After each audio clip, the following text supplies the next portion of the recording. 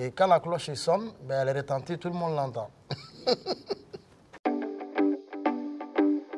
Mes 5 premières minutes, il y avait un événement qui était organisé par la cloche dans un bar entre les gens de la rue et les voisins. Mes 5 premières minutes avec la cloche, ça a été quand j'ai mis le panneau en tant que commerçante et que je proposais un verre d'eau, je proposais de la connexion Wi-Fi. Mes 5 premières minutes avec la cloche, ça a été de pouvoir donner des bons de produits en attente, qui était une réponse évidente pour les personnes qu'on rencontrait en Maraude, donc des personnes sans abri, et qui avaient besoin de bénéficier de services tels que le café, tels que pouvoir laver ses vêtements. Mes 5 premières minutes avec la cloche, c'est le jour où je suis allée dans le café en dessous de chez moi, boire un café. J'en ai acheté un qui restait là, un café en attente. Et il se trouve que la personne qui allait profiter de ce café était là justement. Une femme est rentrée, elle m'a demandé un verre d'eau.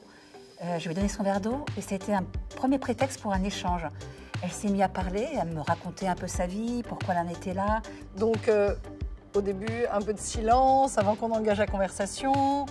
Il a bu son café avec moi et puis on a commencé à parler. Mes 5 premières minutes avec la cloche, c'était à l'occasion d'un festival qui s'appelle Coupoule, sur lequel du coup la cloche avait un stand. Et donc il y avait un certain nombre d'ambassadeurs et de bénévoles qui étaient présents sur ce stand-là. Quand je suis arrivé un jour là-bas, j'ai vu qu'il y avait plein de monde, plein d'animations, tout ça. Il y avait de la nourriture de fête et tout. J'ai dit qu'est-ce qui se passe? Et Gauthier elle me dit bah là si tu veux venir avec nous, c'est mes 5 premières minutes que j'ai passées avec eux en fait. Si tu veux venir avec nous, bah il y a le Vert Têtu. C'est un jardin partagé où on va faire à manger avec tout le monde et après on va faire du jardinage. J'ai vraiment été hyper impressionnée par cette rencontre et par tout ce que j'ai pu apprendre sur le monde de la rue à cette occasion-là.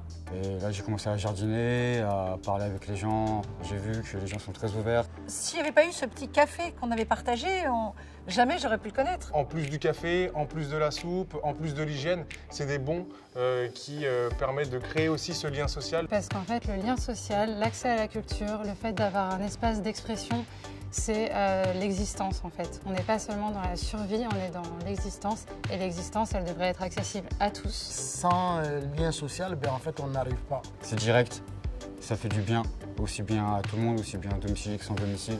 Si nous, on peut donner un tout petit peu, c'est déjà fabuleux.